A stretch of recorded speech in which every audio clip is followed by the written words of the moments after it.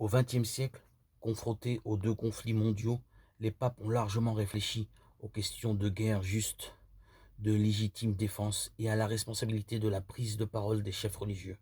On a souvent accusé le pape Pie XII de silence coupable en raison de son extrême prudence lors de la Deuxième Guerre mondiale. On sait aujourd'hui qu'il a caché des milliers de juifs au Vatican et a tenté d'agir en sous-main pour lutter contre le nazisme. Dans son message en 1942, diffusé sur Radio Vatican, Pie XII évoqua clairement les centaines de milliers de personnes qui, sans aucune faute de leur part et parfois pour le seul fait de leur nationalité ou de leur race, ont été vouées à la mort ou à une extermination progressive, ce dont les chefs alliés n'ont jamais parlé avant la libération. Il a d'ailleurs fait lire une lettre condamnant l'idéologie nazie dans les paroisses allemandes.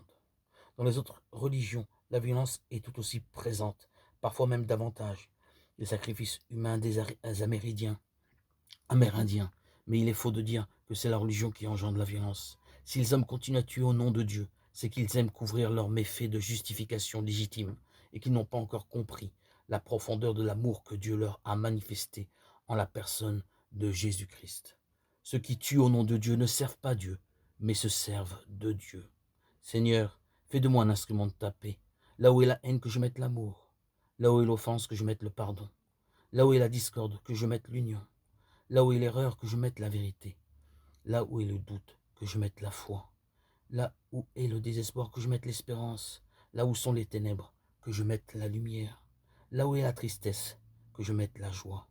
Ô Seigneur, que je ne cherche pas tant à être consolé qu'à consoler, à être compris qu'à comprendre, à être aimé qu'à aimer.